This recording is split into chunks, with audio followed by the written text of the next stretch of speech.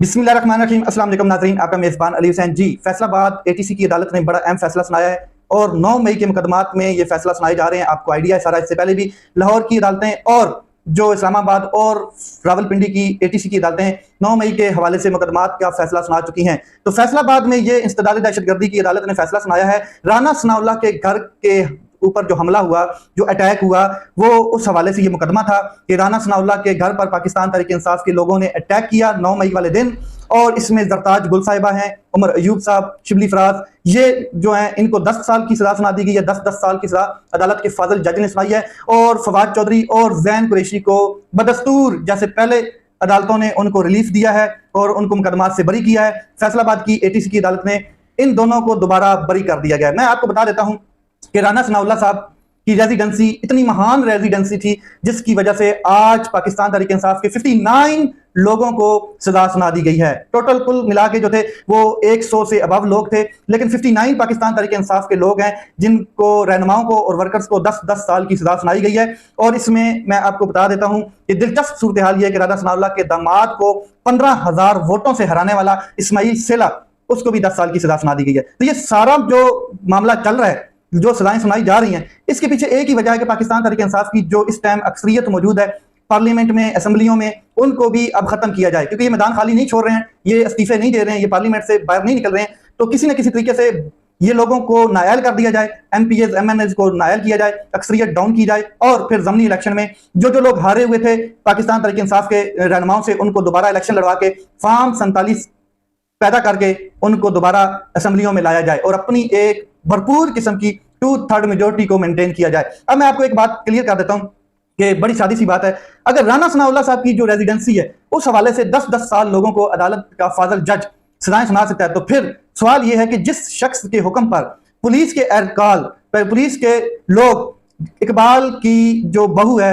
उसके घर में रात को 2 बजे घुसे और चादर चारदीवारी का तकद्दुस पामाल किया, इलामा इकबाल की बहू के घर, उस शख्स को और उन पुलिस वालों को सजाए मौत होनी चाहिए। फिर जिस शख्स के हुक्म पर 26 नवंबर को कत्ले आम हुआ इस्लामाबाद में, उस शख्स को तो फिर सजाए मौत होनी चाहिए, आर्टिकल 6 लगना चाहिए। उस शख्स को जिसने रजीम चेंज की, जिस शख्स ने साइफर आने पर पूरी हुकूमत का तख्ता पलट दिया, फिर उसके ऊपर आर्टिकल 6 लगाकर उसको भी फांसी दी जानी चाहिए। लेकिन नहीं, ऐसा नहीं है। ताकतवर का निजाम है, ताकतवर अपने तरीके से चला रहा है और जजेस जिस तरीके से कंट्रोल हुए हैं जुडिशरी, लोअर जुडिशरी के खास करके, वो तो आपके सामने कि किस तरीके से बल्क में यानी कि होलसेल पर सजाएं सुनाते हुए नजर आ रहे हैं। और ये होलसेल पर सजाएं सुनाई जा रही हैं। कोई शख्स बचा है जिसको 10 साल की सजा ना सुनाई गई हो। अब ऐसे जजेस भी मौजूद हैं जो होलसेल पर सजाएं सुना रहे हैं और ऐसे जजेस भी मौजूद हैं जो आज भी आइन और कानून बालादस्ती पर यकीन रखते हैं, आज भी पार्लियामेंट की सुप्रीमेसी पर यकीन रखते हैं, आज भी वो चाहते हैं कि आइन के मुताबिक, कानून के मुताबिक, रूल ऑफ लॉ के मुताबिक मुल्क को चलाया जाए। तो मैं आपको बावर करा देना चाहता हूं कि आपने जस्टिस याह्या अफरीदी जैसा कंप्रोमाइज जज देखा, आपने अमीनुद्दीन जैसा शख्स देखा जज के ओहदे पर, आपने देखा जमाल खान मंदोखेल जैसा, नईम अगवान जैसा, मोहम्मद अली मजहब जैसा, लेकिन आपने ऐसे जजेस भी देखे, जस्टिस आयशा मलिक जैसे जजेस देखे, आपने जस्टिस मुनीब अख्तर जैसे जजेस देखे जो कंप्रोमाइज नहीं कर रहे हैं, आपने जस्टिस मंसूर अली शाह साहब जैसे जज देखे हैं, आपने मोहसन अख्तर कियानी जैसे देखे हैं और 6 वो जजेस जो इस्लामाबाद हाई कोर्ट के जजेस हैं। ऐसे जज भी पाकिस्तान में मौजूद हैं, आज भी अदलिया के इस गले सड़े गंदे निजाम में वो मौजूद हैं और अपना कानून का रास्ता निकालते हुए नजर आते हैं। तो जस्टिस अत्तर मिनल्लाह ने एक स्पीच की, जस्टिस अत्तर मिनल्लाह साहब जो हैं वो कंप्रोमाइज नहीं हुए और उन्होंने कानून और आइन की बालादस्ती के लिए अपनी जंग जारी रखी। जस्टिस अत्तर मिनल्लाह साहब कहते हैं कि मुल्क में अगर कानून की हुक्मरानी नहीं है, अगर अदलिया की आज़ादी नहीं है, अगर आइन नहीं है, अगर जमहूरियत नहीं है, अगर अवाम की मर्जी को दबाया जाता है, तो मैं खौफजदा हूं कि हम अपनी आने वाली नस्लों के साथ इंसाफ क्या कर रहे हैं, नहीं कर रहे हैं। हम इनके मकरूज हैं और हम नौजवानों के मकरूज हैं। सबको जागना होगा, सिर्फ दिखावा नहीं कर सकते। इस दिखावे ने इस माशरे को नुकसान पहुंचाया है। सच बोलना होगा। ये तब बोला जाना चाहिए सच जब वाकयात होते हैं, जब इंसिडेंट होते हैं, तब सच बोला जाना चाहिए। एक जज के तौर पर मैंने हमेशा पार्लियामेंट और मुंतखब नुमाइंदों का एहतराम किया है। वो पिछले 77 सालों से मुतासर रहे हैं, यानी कि वो सीधी बात कर रहे हैं जस्टिस अत्तर मिनल्लाह साहब कि पिछले 77 सालों से उनको कंट्रोल किया गया है, उनको मतलब कि डोमिनेट किया गया, उनके ऊपर गलबा रहा है। लेकिन मेरा तजर्बा है कि जो लोग हुकूमत में होते हैं उनके लिए जबरी गुमशुदगी का मसला वो ये नहीं सुनना चाहते कि ये मसला है, वो ये दिखावा भी करना चाहते हैं कि ये मसला नहीं है और दिखावे में मुल्क को नुकसान होता है। जबरी गुमशुदगी एक मसला है। बलूचिस्तान की खवातीन को सड़कों पर मार्च नहीं करना चाहिए। एक जज के तौर पर मेरा सर यकीनन शर्म से झुका हुआ है।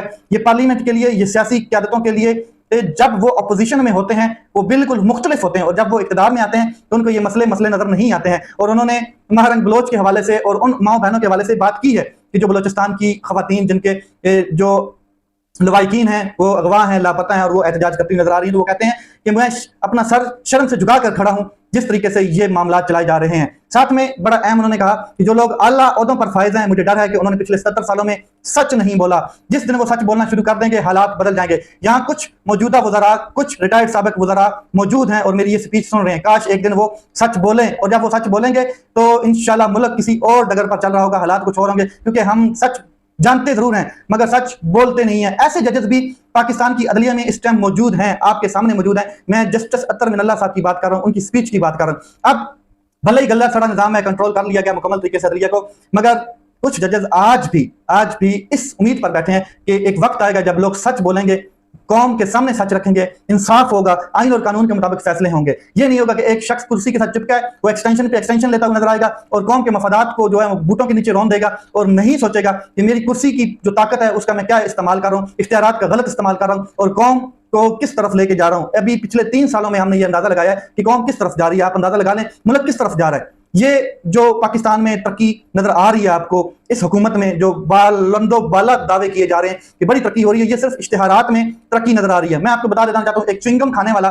जब वो च्युइंगम चबा रहा होता है, बबल जिसे हम कहते हैं, डिंग डोंग वगैरह या फ्रेश अप, वो जब चबा रहा होता है तो उसको ये लग रहा होता है कि मैं कुछ खा रहा हूँ, लेकिन उसके मेदे को महसूस हो रहा होता है कि मेदे में तो कुछ आ नहीं रहा है। इसी तरह ये तरक्की जो है ये इश्तिहारात में नजर आ रही है कि बहुत तरक्की हो रही है, मगर नीचे तरक्की के कोई आसार नजर नहीं आ रहे। अब आगे चलते हैं। जनाब सुहेल वड़ाइच साहब जो मशवरा देते हुए नजर आए अपने कॉलम में इमरान खान साहब को कि मुसाहलत करें, माफी मांगे, अब खुद वो माफिया मांगते हुए नजर आ रहे हैं। अपना उन्होंने जवाब दोबारा कॉलम में दिया है और उन्होंने ताकतवर से माफी मांगी। कहते हैं कि मैं खुद को अहकर तरीन समझता हूं, मैं हारे हुए लश्कर का आखिरी सिपाही हूं। जनाब कहते हैं कि मैं हारे हुए लश्कर का आखिरी सिपाही हूं, मुझ शोदर का बरहमों से क्या मुतजाद, मैं हर एक नाराज से झुक कर माफी मांगना चाहता हूं और माफी मांगता हूं। सबसे अहम माफी जनरल अहमद शरीफ चौधरी साहब से है कि उन्होंने मुझसे गिला किया और उनको मुझसे गिला हुआ, हालांकि ना मेरी ऐसी कोई इंटेंशन थी, ना कोई नीयत थी, ना कोई ख्वाहिश थी। जनाब सबसे अहम माफी जनरल अहमद शरीफ साहब से माफी मांगते हुए नजर आ रहे हैं और कहते हैं कि इनने मुझसे गिला हुआ,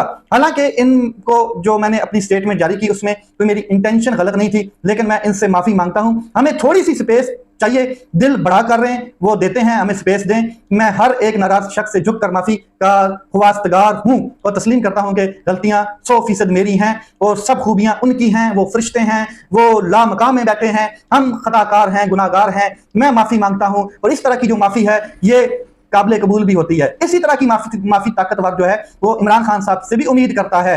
मैं आपको बता देना चाहता हूं कि जनरल साहब ने एक स्टेटमेंट दी कि जनाब ने गलत कॉलम लिखा है और अपने जाती मफाद के लिए मनगढ़ंत कहानी लिखी है, ऐसा कुछ नहीं हुआ। तो इस एक स्टेटमेंट में, हालांकि आप किसी राय पर, किसी के एनालिस्टिक अप्रोच पर जो है वो एतराज लगा सकते हैं लेकिन धमकी नहीं दे सकते, लेकिन एक स्टेटमेंट के मुताबिक जनाब माफी मंगवाने वाला जो चाहता था कि इमरान खान साहब माफी मांगे, आप खुद माफिया मांगते हुए नजर आ रहा है। और सिर्फ जनरल साहब से नहीं बल्कि वो अपनी कॉलम में और बड़े लोगों से माफी मांगता हुआ नजर आया। फिजा अली से भी माफी उन्होंने मांगी। उन्होंने कहा कि मैं जो उन्होंने कहा था कि मैं वाशरूम में काम करने वाला ही हूं, तो मैं उसकी राय की कदर करता हूं। बाकी आगे चलते हैं। मैं आपको बता देता हूं कि साथ में पेशकश की गई है, वो आप जरा सुने। अपोजिशन के मुज़ाकरात करने से मकबूलियत और बढ़ेगी। एस्टैब्लिशमेंट ये वाज़ा कर चुकी है कि हम इनसे मुज़ाकरात, यानी कि पाकिस्तान तहरीक इंसाफ से मुज़ाकरात नहीं करना चाहते। पहले आपस में मुज़ाकरात करें, फिर बात मुक़्तदरा तक जाएगी तो इन्हें कुछ स्पेस मिलेगी।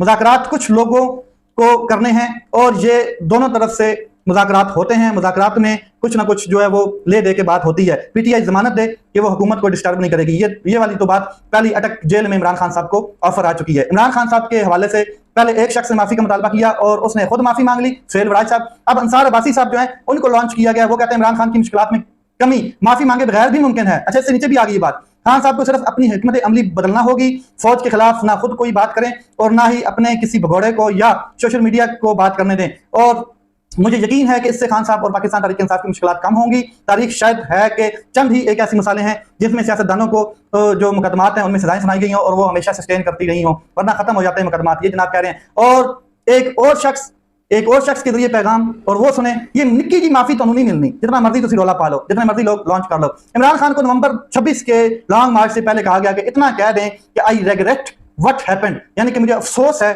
कि जो कुछ हुआ, बस फिर उन्होंने आपको माफी दे देनी है, आपका लिए सब बेहतर हो जाएगा, बस इतना सा कह दें। तो इमरान खान साहब ने इसको जूते की नोक पर दे मारा, सीधी सीधी बात है। और ये भी मैसेज दिया गया इजाजुल हक साहब की जानब से, जो मर्जी कर लें। इमरान खान साहब वाज़ह कह चुके हैं कि माफी वो मांगेगा जिसने सीसीटीवी फुटेज चुराई है, माफी वो मांगेगा जिसने 26 नवंबर किया है, 8 फरवरी किया है, जिसने 25 मार्च किया, जिसने कौम का मैंडेट चोरी किया, माफी वो मांगेगा। माफी वो मांगेगा जो रिजीम चेंज का प्लानर है, जिसने लंदन प्लान किया, माफी वो मांगेगा शख्स। इमरान खान साहब कह चुके हैं कि जो ज़मनी इलेक्शन है इसमें पाकिस्तान तहरीक इंसाफ हिस्सा नहीं लेगी। इमरान खान साहब का ट्वीट भी मौजूद है, इमरान खान साहब की फैमिली का बयान भी मौजूद है। अब पाकिस्तान तहरीक इंसाफ की सियासी पार्टी जो है वो चाहती है कि हम मैदान खाली ना छोड़े और इसमें हिस्सा डालें ज़मनी इलेक्शन में, लेकिन इंतजार नहीं कर रहे कि इमरान खान साहब से एक मुलाकात हो जाए उनकी फैमिली की और इस मामले को दोबारा इमरान खान साहब के सामने रखा जाए और इमरान खान साहब का पैगाम आए। अपना ख्याल रखें, अपने भाई के चैनल का ख्याल रखें। पाकिस्तान जिंदाबाद।